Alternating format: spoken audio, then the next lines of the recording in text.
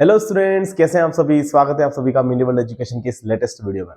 So students, आज की class बहुत ही ज्यादा इंपॉर्टेंट रहने वाली है। ऐसा मैं कह सकता हूँ, बहुत ही ज्यादा महत्वपूर्ण क्लास रहने वाली है आज की, क्योंकि आज हम शुरू कर रहे हैं क्लास 11th केमिस्ट्री।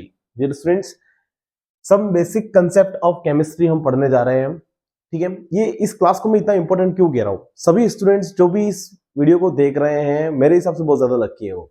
इसके पीछे रीजन बता रहा हूं मैं आपको, सुनेगा ध्यान से। हमने जो टॉपिक उठाया है some basic concept of the chemistry, ये इतना ज्यादा इंपॉर्टेंट टॉपिक है, इतनी मतलब ऐसा कह सकते हो इतना ज्यादा इंपॉर्टेंट चैप्टर है कि इस चैप्टर के बिना आप केमिस्ट्री पढ़ ही नहीं सकते, है ना। वो सभी स्टूडेंट जिनको केमिस्ट्री से मतलब डर लगता है ना, केमिस्ट्री समझ में नहीं आती है, केमिस्ट्री कैसे करेंगे, क्या करेंगे, बहुत ज्यादा किसी को दिक्कत होती है केमिस्ट्री में, है ना।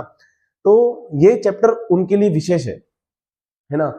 इस क्लास को हर कोई स्टूडेंट देख सकता है। जैसे कि मैं आपको बताऊं, इसको कौन कौन देख सकता है। 11th का बच्चा तो देख ही सकता है इसको, 12th क्लास का स्टूडेंट भी इसको देखेगा। इवन अगर कोई जेई या फिर नीट की प्रिपरेशन कर रहा है तो उसके लिए भी बहुत ज्यादा इंपॉर्टेंट लेक्चर रहेगा ये, है ना। क्योंकि देखो, मैं कह रहा हूं कोई भी काम असंभव नहीं होता है। यहां से मैं बिल्कुल बेसिक से पढ़ाने वाला हूं, मतलब मैं केमिस्ट्री को इतना डीपली और इतना बेसिक से पढ़ाने वाला हूं, इतना बेसिक से स्टार्ट करने वाला हूं कि कोई भी स्टूडेंट्स, चाहे वो कितना भी वीक हो पढ़ने में, है ना, अगर इस लेक्चर से अगर उसने अच्छे से पढ़ना शुरू किया तो मैं आपको वादा करता हूं केमिस्ट्री उसके लिए बहुत ज्यादा इजी हो जाएगी, है ना। तो बिना देरी की हम शुरू करते हैं ना।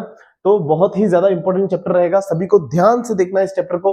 वैसे तो मैं बिल्कुल बेसिक से पढ़ा रहा हूं, साथ में अपनी नोटबुक वगैरह जो भी है आप साथ में लेके रहिएगा, नोट्स साथ में बनाते रहिएगा आप, है ना। और वीडियो को बिल्कुल कंसंट्रेट होकर देखिएगा। और कोई भी डाउट आता है आपको, किसी भी प्रकार की कोई चीज समझ में नहीं आती है, तो आप कमेंट में बेझिझक बता सकते हैं मुझे, है ना। तो बहुत ही इंपॉर्टेंट लेक्चर रहने वाला है। ठीक है, some basic concept of chemistry, खत्म करेंगे डर अभी अपन केमिस्ट्री का, है ना। जिसको भी डर लगता है केमिस्ट्री से, उसका डर मैं क्या करूंगा, परमानेंटली यहां से खत्म कर दूंगा। ध्यान समझिएगा, बेसिक कंसेप्ट ऑफ केमिस्ट्री में मैं टॉपिक को शुरू करूंगा मैटर से। हमारा जो पहला टॉपिक रहेगा डियर स्टूडेंट्स, वो मैटर रहेगा। ठीक है ना। मैं ऐसा कह रहा हूं, क्लास 11th के जो केमिस्ट्री है उसकी शुरुआत भी मैटर से होती है, और क्लास 12th की जो केमिस्ट्री है उसकी शुरुआत भी कहां से होती है, मैटर से होती है। ठीक है, फिर से मैं एक बार बता दूं, ये लेक्चर सिर्फ क्लास 11th के बच्चों के लिए नहीं है। वो सभी बच्चे जो केमिस्ट्री में अपना कंसेप्ट बहुत ज्यादा मजबूत बनाना चाहते हैं, केमिस्ट्री को बहुत अच्छे से पढ़ना चाहते हैं, जो हाल ही में जो नीट जेई की प्रिपरेशन कर रहे हैं, है ना, या फिर जो 12th में पढ़ रहे हैं, जिनके कंसेप्ट क्लियर नहीं है, केमिस्ट्री समझ में नहीं आती, उनके लिए भी बहुत ज्यादा ये लेक्चर इंपॉर्टेंट रहने वाला है। तो सभी से रिक्वेस्ट करूंगा कि सभी अपनी नोटबुक और पेन साथ में लेके बैठना है, और सभी को बिल्कुल कंसंट्रेट के साथ पढ़ाई करनी है ना। तो मैटर, मैटर के बहुत सारे नाम है, हम इसको हिंदी में द्रव्य भी बोलते हैं, पदार्थ कह सकते हैं हम इसको, है ना। किसको कहते हैं, द्रव्य या पदार्थ। बिल्कुल ऐसा समझो कि एक छोटा बच्चा जो होता है ना, उसको एबीसीडी सिखाते हैं ना अपन, अल्फाबेट ABCD, है ना। तो ये समझ लो केमिस्ट्री की एबीसीडी पढ़ा रहा हूं मैं आपको। हर वो बच्चा जो भी इस वीडियो को देखेगा, यहां से सफर शुरू हो रहा है अपना, समझ जाना आप, लेक्चर फर्स्ट है। जो यहां से बिल्कुल अगर कंसंट्रेट के साथ पढ़ाई करेगा उसको समझ में आएगा। मैटर समझेंगे ध्यान से। मैटर कहते हैं किसको है डियर स्टूडेंट्स, देखो मैं आपको बता दूं, मैं इधर कोई शो ऑफ नहीं करने वाला, ठीक है ना, सिंपल भाषा में आपको समझाने वाला। नोट्स चाहो तो आप मेरे हिसाब से समझ लो, नोट्स आपको कहीं से भी मिल जाएंगे, आपके स्कूल में आप जहां पढ़ रहे हो वहां पे भी आपको नोट्स मिल जाएंगे। लेकिन इंपॉर्टेंट क्या है, कंसेप्ट को समझना, कंसेप्ट को फील करना, वो मैं आपको यहाँ पे करके दूंगा, है ना।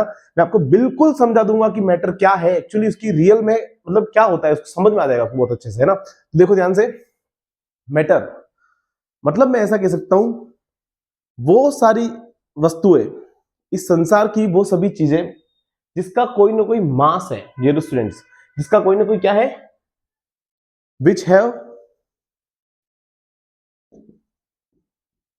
हैव मास, मतलब जिसके पास कोई ना कोई मास है, ठीक है ना। और दूसरा क्या है, वॉल्यूम, द सब्सटेंस, या फिर मैं ऐसा कह सकता हूं, वो सारी चीजें विच ऑक्यूपाई मास एंड वॉल्यूम, है ना। इसको अपन क्या बोलेंगे, अपन उसको बोलेंगे मैटर, है ना। मैटर क्या होता है, जिसके पास क्या होता है, मास भी होता है और वॉल्यूम भी होता है, इसको अपन क्या बोलने वाले हैं, मैटर बोलेंगे डियर स्टूडेंट्स। मतलब वो सारी वस्तुएं, मैं आपको हिंदी में समझाऊं शुद्ध भाषा में, सुनो ध्यान से, विच हैव मास मतलब जिसके पास क्या है, द्रव्यमान है, जिसके पास कोई ना कोई द्रव्यमान है, जिसके पास आयतन है, हिंदी में अगर मैं बोलूं तो आयतन, जिसके पास कोई ना कोई द्रव्यमान है, जिसके पास कोई ना कोई आयतन है, इसको अपन क्या बोलेंगे? इसको हम बोलेंगे मैटर। मतलब संसार की वो सारी वस्तु है, वो सभी चीजें आपके आसपास आप जो कुछ भी देख रहे हो, है ना, वो सभी वस्तु है जिसका कोई ना कोई मास है। मास मतलब मैं आपको मास से रिलेटेड समझाऊं ना, एक बार आप मास को आप वेट समझ सकते हो। एक्चुअली वेट और मास बहुत ज्यादा डिफरेंट होते हैं, है ना, वजन, है ना, वैसे तो बहुत ज्यादा डिफरेंस है, इसमें अपन आगे की क्लास में पढ़ेंगे। मास और वेट में वैसे तो बहुत बड़ा डिफरेंस होता है, ठीक है ना, बट फिलहाल के लिए आप समझ सकते हो एक बार मास और वेट, है ना, वेट समझ लो एक बार के लिए। तो मास है और जिसके पास कोई ना कोई वॉल्यूम है। अब मैं आपको समझाऊंगा, सर ये तो आपने बता दिया, पर जैसे एग्जांपल के साथ बताता हूं। मेरे हाथ में मार्कर है, इस मार्कर का कोई ना कोई वजन है, भले कितने भी ग्राम का होगा, 15-20 ग्राम का अगर ये है तो 15 ग्राम 20 ग्राम जो भी है 20 ग्राम का है अभी ये, है ना, फिक्स 20 ग्राम इसका वजन तो है कुछ ना कुछ। और मैंने इसको रखा है तो इसने कुछ ना कुछ जगह घेरी है ना। इसको मैंने इधर कहीं ना कहीं रखूंगा, इसको इसके क्या करेगी, जगह घेरेगी। जैसे कि कोई भी चीज हो सकती है अपने आसपास, है ना।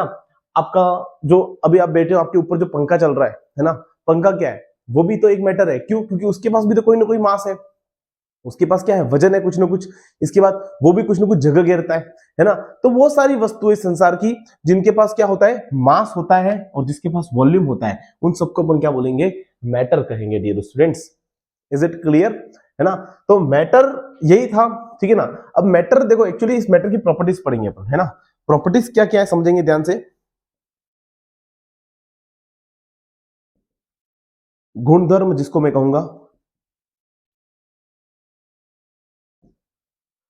पदार्थ के गुणधर्म, प्रॉपर्टीज ऑफ मैटर, है ना। क्या क्या है देखो, समझेंगे सबसे पहले। देखो प्रॉपर्टीज में दो प्रॉपर्टीज है, एक तो होती है फिजिकल प्रॉपर्टीज, फिजिकल प्रॉपर्टीज, और सेकंड जो होगा वो होगा हमारा केमिकल प्रॉपर्टीज, ठीक है ना। फिजिकल प्रॉपर्टीज और दूसरा केमिकल प्रॉपर्टीज। अब समझेंगे ध्यान से। सबसे पहले फिजिकल प्रॉपर्टीज में, फिजिकल प्रॉपर्टीज में देखा जाए ना तो मैटर की तीन फिजिकल प्रॉपर्टीज है, आप अच्छे से जानते हो। एक तो होता है सॉलिड, जिसको अपन ठोस कहते हैं।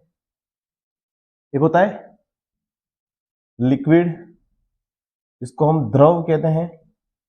और एक होता है गैस, ठीक है, इसको हिंदी में भी गैस ही कहते हैं, ठीक है ना। तो फिजिकल प्रॉपर्टीज मैटर की तीन है कौन सी, तो सॉलिड है, लिक्विड है और गैस है। मैं इसके बारे में बताऊंगा सॉलिड लिक्विड गैस में क्या है। केमिकल प्रॉपर्टीज में दो है, एक तो होता है pure substance,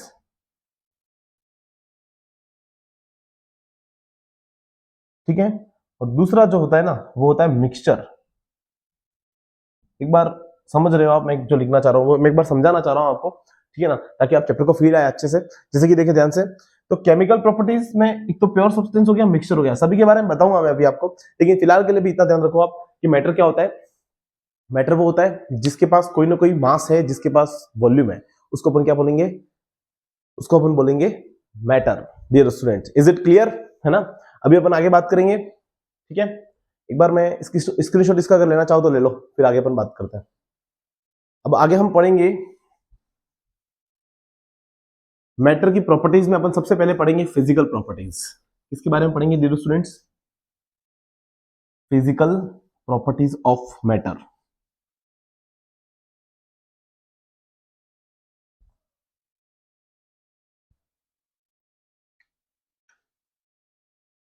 physical properties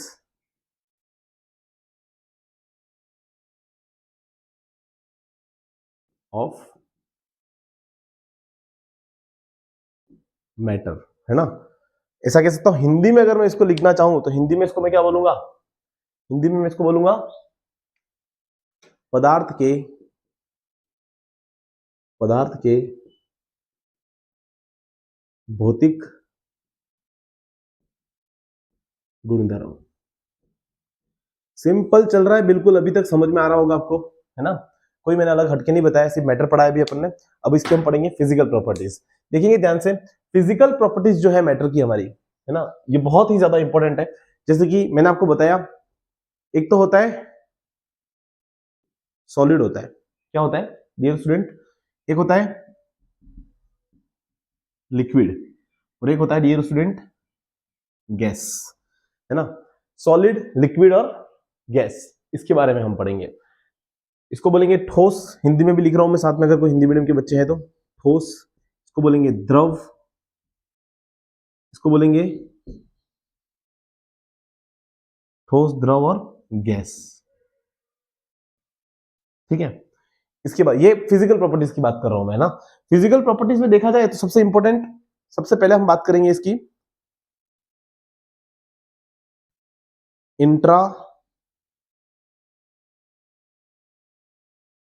intramolecular, actually इधर लिख देता हूं मैं।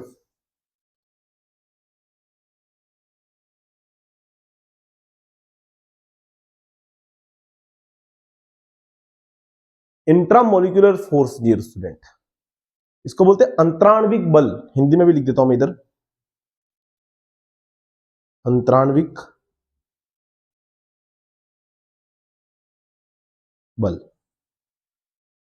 समझिएगा ध्यान से, सॉलिड के अंदर, अभी आप ये वर्ड नया नया सुन रहे हो, आपको लग रहा होगा सर क्या वर्ड है ना, और हो सकता है बहुत सारों को पता भी होगा, और बहुत सारे बच्चे ऐसे जिनको नहीं पता ये क्या लिखा है मैंने। इंट्रामोलिकुलर जो है, इंट्रामोलिकुलर जो फोर्स है हमारा, ठीक है ना, सॉलिड के अंदर, वो सॉलिड में कैसा होगा वो अपने को पता लगाना है ना।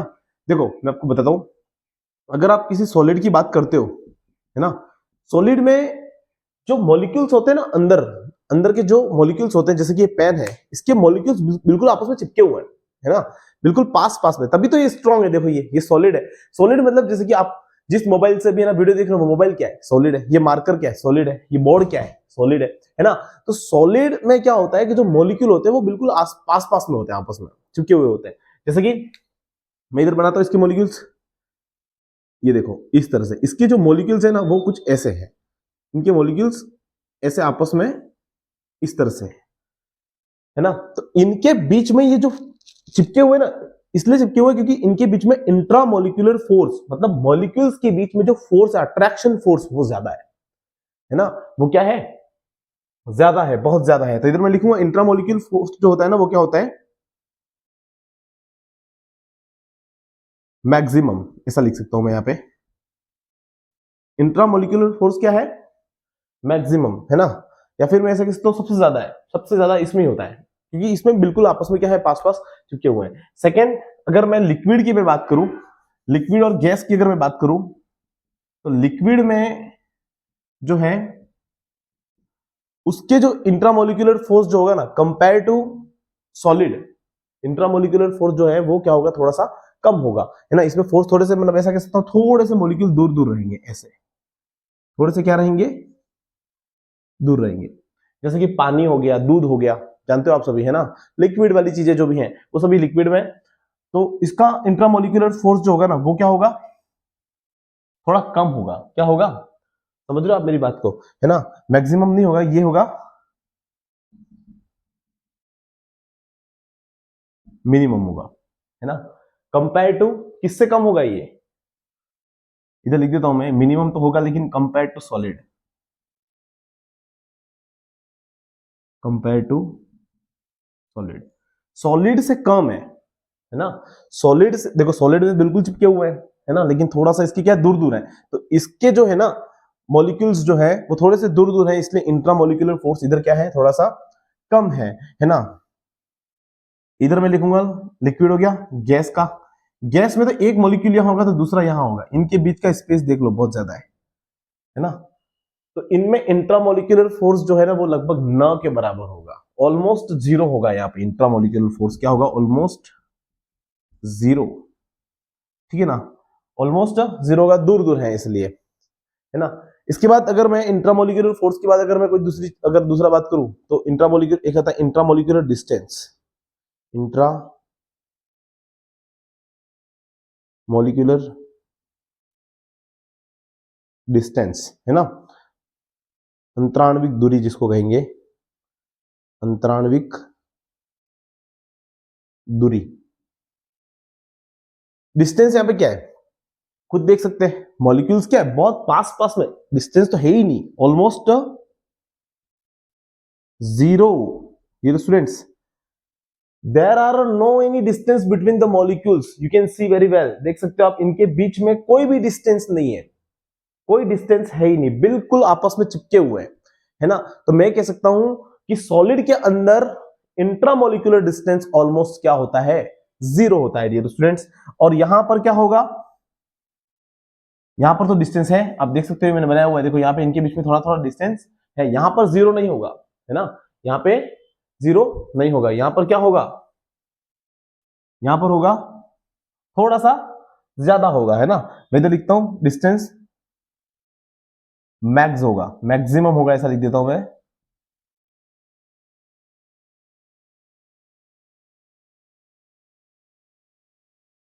ठीक है ना, यहां पर डिस्टेंस ज्यादा है, लेकिन कंपेयर टू सॉलिड, सॉलिड से थोड़ा सा डिस्टेंस इधर क्या है, ज्यादा है ना, समझ रहे हो आप मेरी बात को। ठीक है, अब आगे बात करेंगे इधर, यहां पर तो डिस्टेंस वेरी हाई है ना, यहां पे क्या लिखूंगा मैं, यहां पे जो डिस्टेंस है वो क्या लिखूंगा मैं, वेरी हाई। ठीक है ना, डिस्टेंस बहुत ज्यादा है इधर, है ना, compare to solid and gas, solid और गैस दोनों से थोड़ा डिस्टेंस इधर ज्यादा है ना। तो आप समझ रहे हो ना, तो मतलब इंट्रामोलिकुलर फोर्स और इंट्रामोलिकुलर डिस्टेंस दोनों के बारे में आई होप आपको समझ में अच्छे से आ गया होगा।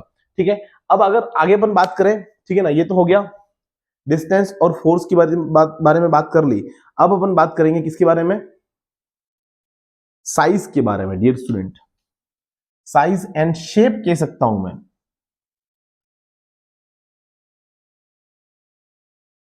शेप, है ना,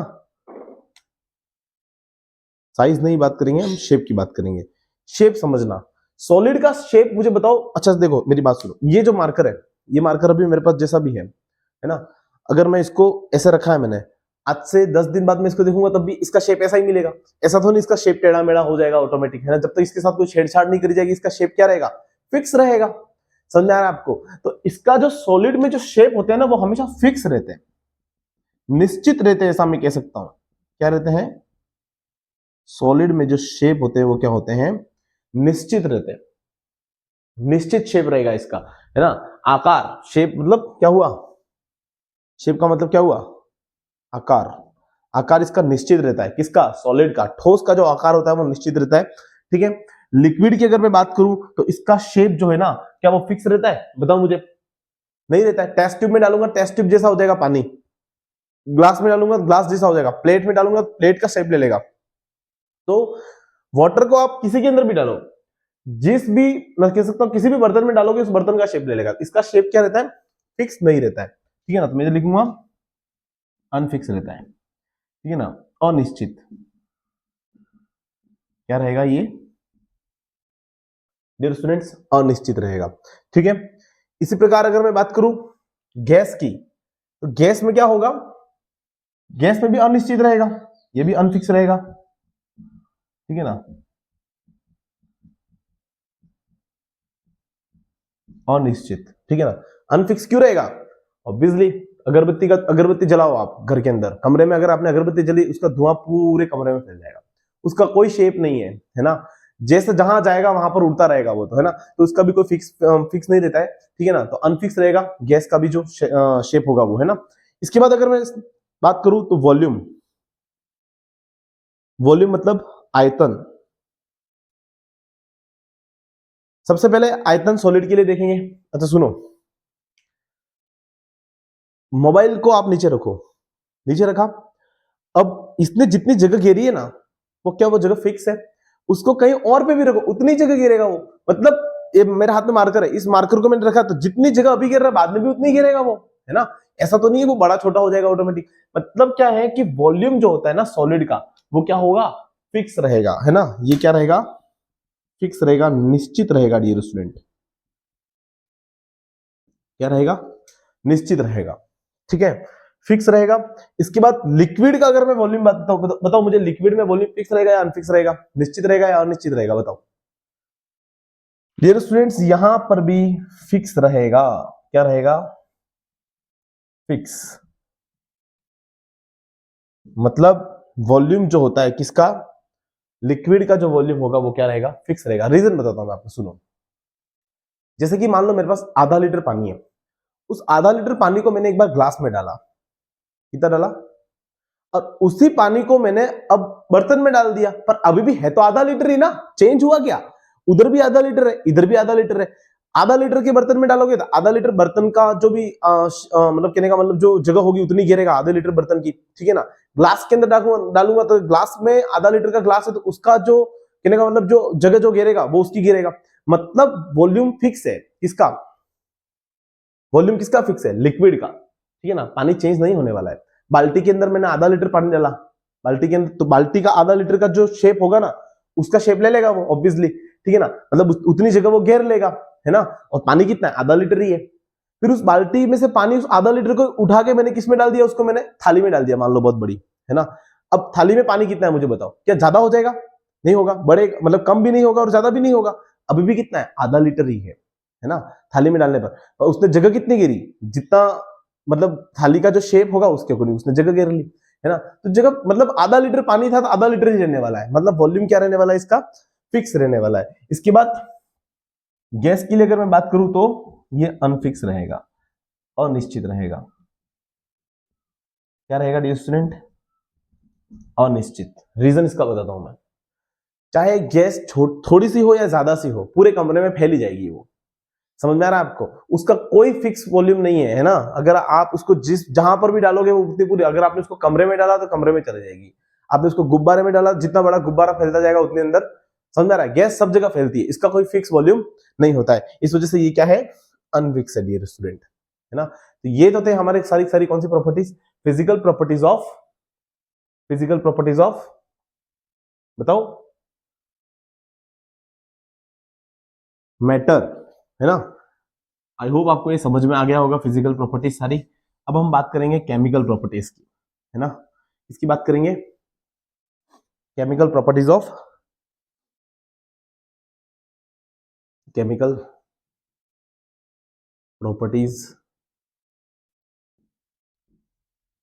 मैटर, है ना, पदार्थ के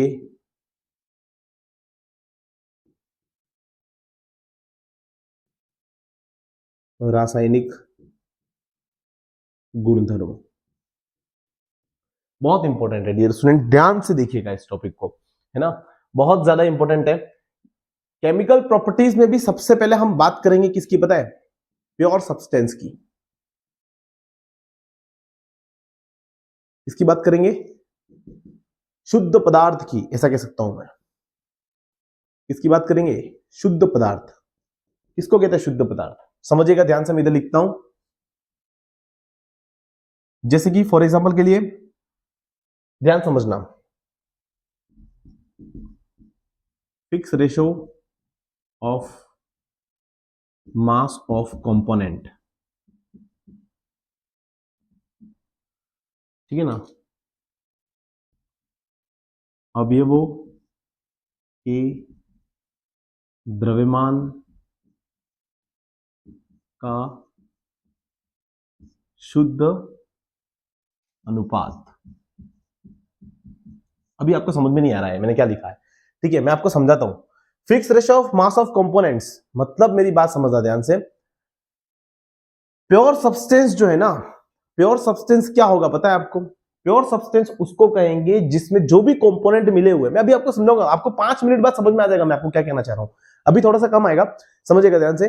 जो भी उसके अंदर कंपोनेंट्स मिले हुए वो कंपोनेंट्स फिक्स रेशो में होंगे, क्या होंगे, फिक्स रेशो में। जैसे कि मैं आपको समझाता हूं, देखो प्योर सब्सटेंस में सबसे पहले अगर मैं बात करूं ना तो इसमें कौन आएगा पता है, प्योर सब्सटेंस में सबसे पहले एलिमेंट आएंगे, एलिमेंट, ठीक है ना। एलिमेंट्स किसको कहते हैं, तत्व, सुना होगा नाम आपने कहीं ना कहीं, तत्व, है ना। एलिमेंट किसको कहते हैं, एलिमेंट। बहुत सारे स्टूडेंट इसको समझ ही नहीं पाते, कंफ्यूजन रहता है एलिमेंट क्या होता है, लेकिन मैं कह रहा हूं आज के बाद कभी कंफ्यूजन नहीं होगा, ध्यान से देखो।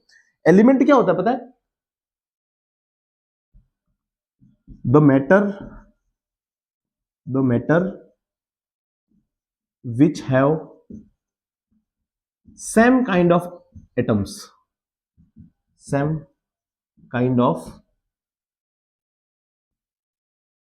atoms।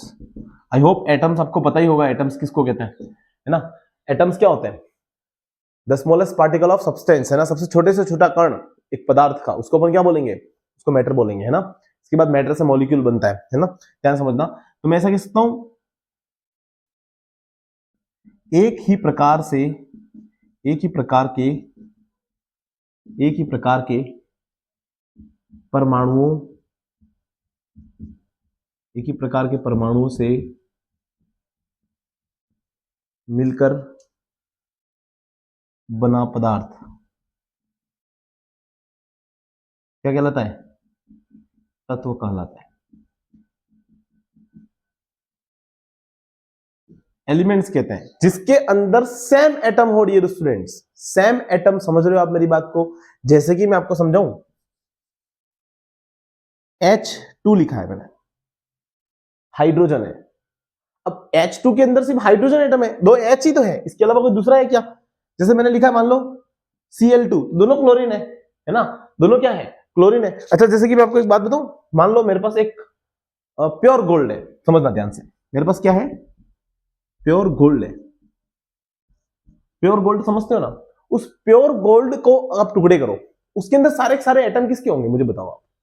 सभी के सभी एटम अंदर ऑब्वियसली गोल्ड के ही होंगे, सभी के सभी Au होगा ना अंदर, क्योंकि गोल्ड है। सभी को अगर आप तोड़ोगे, सभी के अंदर ऐसा तो नहीं आपने सोने को तोड़ा, अंदर से चांदी के मॉलिक्यूल निकल गए, ऐसा तो होने वाला है नहीं, है ना।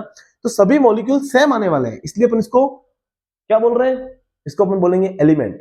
समझ आ रहा है। सिल्वर को तोड़ो, सिल्वर ही निकलेगा, अंदर से सिल्वर के एटम होंगे, ठीक है। लोहे को तोड़ोगे, आयरन जो होता है उसको तोड़ोगे, सारे सारे मतलब किसके अंदर मॉलिक्यूल कौन से निकलेंगे, ऑब्वियसली किसके निकलेंगे, आयरन के ही निकलेंगे।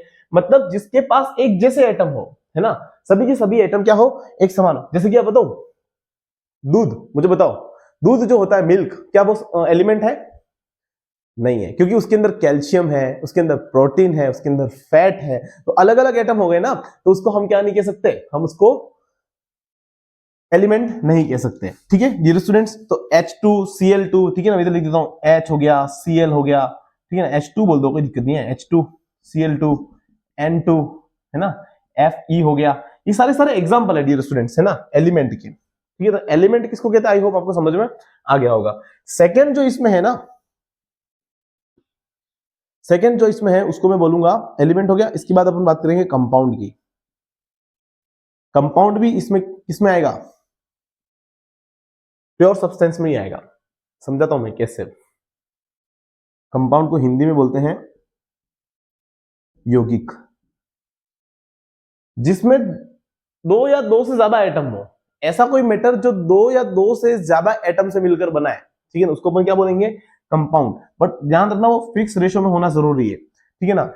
इधर मैं लिखता हूं सबसे पहला पॉइंट इसमें, 2 और मोर देन 2 एटम्स, ठीक है ना, 2 और मोर देन 2 एटम्स, दो या दो से ज्यादा एटम से मिलकर बना है। दूसरा क्या होना चाहिए पता है, फिक्स रेशियो में होने जरूरी है, वेरी इंपॉर्टेंट। अगर फिक्स रेशियो में नहीं होगा तो उसको अपन कंपाउंड नहीं बोलेंगे। जैसे कि एग्जांपल बताता हूं मैं आपको, सुनो, H2O, H2O का नाम सुना है, वाटर, पानी है। आप चाहे दुनिया का कोई सा भी पानी ले आओ, आप चाहे हमारा इंडिया का पानी ले लो, चाहे आप मटके का पानी ले लो, चाहे ऊपर टंकी का पानी ले लो, अमेरिका में भी जाके पानी देखोगे उसका भी फॉर्मूला यही होगा, H2O, है ना। क्यों, H2O का मतलब क्या है, यहाँ पर हाइड्रोजन कितने हैं, हाइड्रोजन है 2 और ये कितना है, ऑक्सीजन 1, तो 2:1 ये रेशो है, फिक्स रेशो है। वाटर का रेशो क्या है, फिक्स है। कभी भी आप H3O नहीं सुनोगे, पानी को, पानी का फॉर्मूला कभी भी आप H3O नहीं सुनोगे, है ना। तो ये फिक्स रेशो है H2O, तो H2O ही रहने वाला है ये, है ना। पानी का फॉर्मूला यही रहने वाला है H2, जिसमें मतलब कहने का मतलब 2 हाइड्रोजन और 1 ऑक्सीजन का जो मॉलिक्यूल या फिर एटम जो है वो आपस में मिलेंगे तभी क्या बनेगा, पानी बनेगा। आप 3 ले लोगे तो नहीं चलेगा काम, आपने 2 ऑक्सीजन ले ली तो काम नहीं चलेगा, है ना। तो पानी का फिक्स रेशो ही है, तो इसको अपन क्या बोलेंगे, कंपाउंड। और देख भी सकते हो, दो इसमें 2 अलग अलग एटम है, हाइड्रोजन भी और ऑक्सीजन भी है। जब 2 एटम आपस में मिक्स होते हैं, पर ध्यान रखना फिक्स रेशो में मिक्स होने चाहिए, तो वो क्या बनाएंगे, कंपाउंड। जैसे तैसे मिक्स कर दिया तो वो क्या नहीं बनेगा, कंपाउंड नहीं बनेगा। आई होप आपको समझ में आ रहा है। जैसे कि एक एग्जांपल और लेता हूं मैं, NH3 को देख लो आप। NH3 क्या है, अमोनिया। आपने कभी सुना अमोनिया का फॉर्मूला NH5, ऐसा कभी सुना, बताओ मुझे, अमोनिया का फॉर्मूला कभी सुना NH5? क्या आपने कभी ऐसे सुना N3H6, ऐसा कभी सुना, नहीं सुना। आप ऑब्वियसली इसके अंदर भी 2 एटम है, नाइट्रोजन और हाइड्रोजन, दोनों मिलकर क्या बनाते हैं, अमोनिया बनाते हैं। दोनों मिलकर अमोनिया बनाएंगे। लेकिन फिक्स बात ये भी है कि दोनों का रेशो फिक्स होना चाहिए, आप उसको जैसे तैसे मिक्स नहीं कर सकते, है ना। अमोनिया कैसे बनता है, नाइट्रोजन और हाइड्रोजन के एटम मिलकर क्या बनाते हैं, अमोनिया बनाते हैं। पर क्या जैसे तैसे मिला देंगे तो बन जाएगा, नेवर, है ना। इसका रेशो हमेशा फिक्स होगा 1:3, मतलब एक मॉलिक्यूल होगा किसका, नाइट्रोजन का, और 3 होंगे एटम किसके, मतलब एक एटम नाइट्रोजन का और 3 एटम हाइड्रोजन के, तब जाके क्या बनेगा, अमोनिया बनेगा डियर स्टूडेंट, है ना। तो ये था कंपाउंड, है ना, जिसमें 2 या 2 से ज्यादा कंपाउंड आपस में मिक्स होते हैं, नया सब्सटेंस बनाते हैं। लेकिन उसमें क्या होता है, उनका रेशो क्या होता है, फिक्स होता है डियर स्टूडेंट, है ना। तो ये थी हमारी केमिकल प्रॉपर्टीज, जिसमें मैंने आपको एलिमेंट भी बता दिया और कंपाउंड भी बता दिया। इज इट क्लियर, है ना। आगे हम बात करेंगे जो हमारा लास्ट टॉपिक है अब,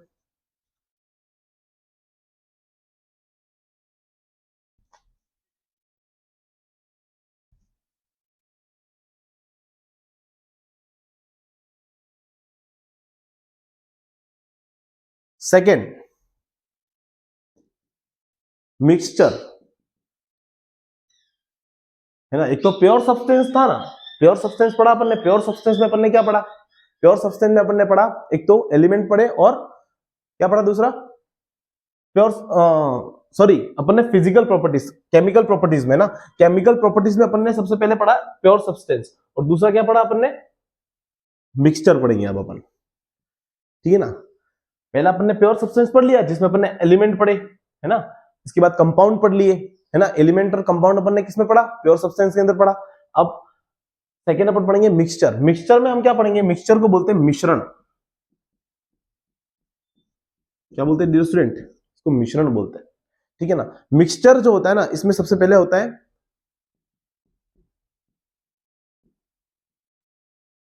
होमोजेनियस मिक्सचर, सुना होगा नाम क्लास 9th में अपने, है ना। होमोजेनियस मिक्सचर जिसको बोलते हैं समांगी मिश्रण, समांगी,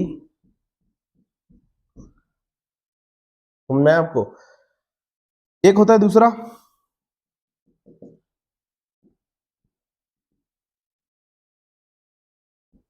हेट्रोजीनियस मिक्सचर,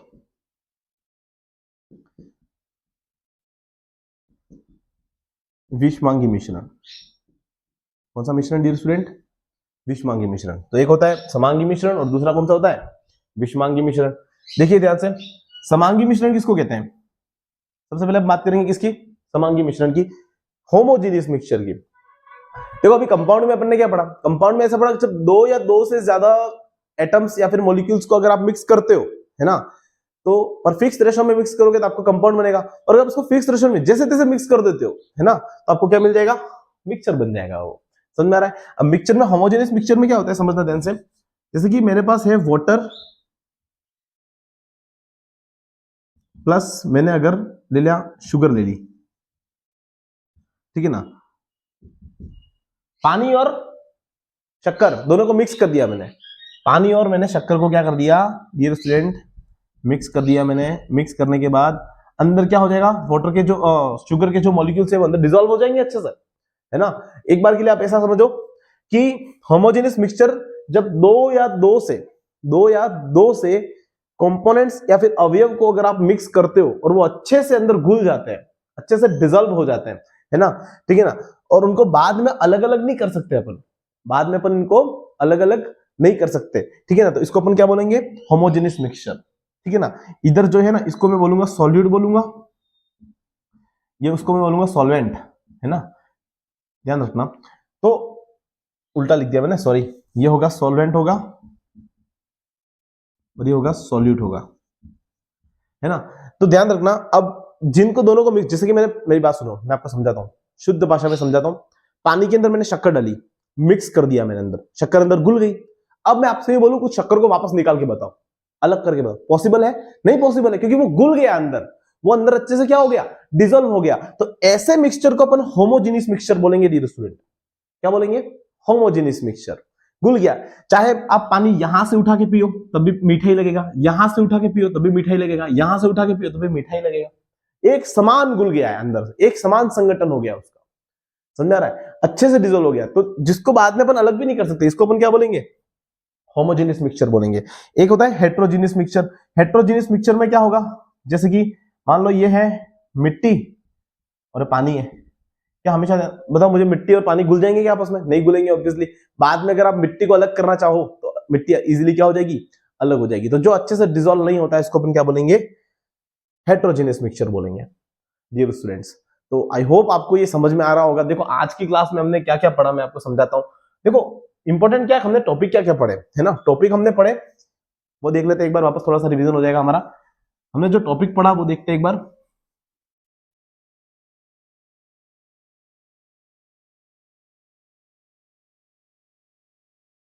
हमने सबसे पहले पढ़ा मैटर। क्या पढ़ा, मैटर आपको समझ में आ गया होगा अच्छे से, ठीक है। मैटर में क्या था, क्या कैसे था वो, आई होप आपको समझ में आ गया। दूसरा हमने पढ़ा, फिर हमने सेकंड में पढ़ा सॉलिड, लिक्विड, गैस पढ़ा हमने अच्छे से, इनकी फिजिकल प्रॉपर्टीज हमने अच्छे से पढ़ ली, ठीक है। तीसरा हमने पढ़ा, तीसरा हमने क्या पढ़ा, एलिमेंट पढ़ा अच्छे से। फिर हमने पढ़ा कंपाउंड किसको कहते हैं वो भी हमने अच्छे से पढ़ लिया।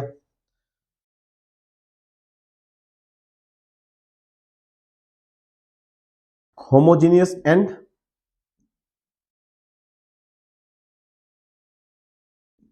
हेट्रोजीनियस मिक्सचर ये भी पढ़ लिया।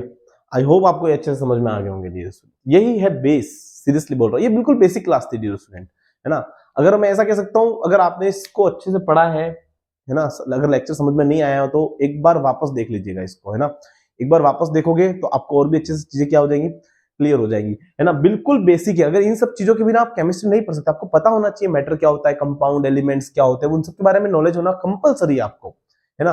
तो एक बार अच्छे से वीडियो को वापस देख लेना अगर समझ में नहीं आया हो तो, और कमेंट में जरूर बताना क्लास कैसी लगी आपको, और कोई भी प्रॉब्लम लग रही है जैसे कि पढ़ाने की स्पीड वगैरह, है ना, ज्यादा तेजी से पढ़ा रहा हूँ, स्लो पढ़ा रहा हूँ, है ना, कुछ भी दिक्कत आ रही है तो आप मुझे कमेंट में जरूर बताइएगा, है ना। क्लास कैसी लगी वो बताना मुझे, ठीक है। रिवीजन करिएगा, आगे हम और भी इंपॉर्टेंट टॉपिक पढ़ने वाले हैं, ठीक है ना। बेसिक और चलता रहेगा हमारे लिए, ठीक है। और रिवीजन टाइम टू टाइम करना है आपको, ठीक है। तो आज के लिए बस इतना ही रखते हैं, ठीक है। मिलते हैं अपनी अगली क्लास में। जय हिंद, जय भारत।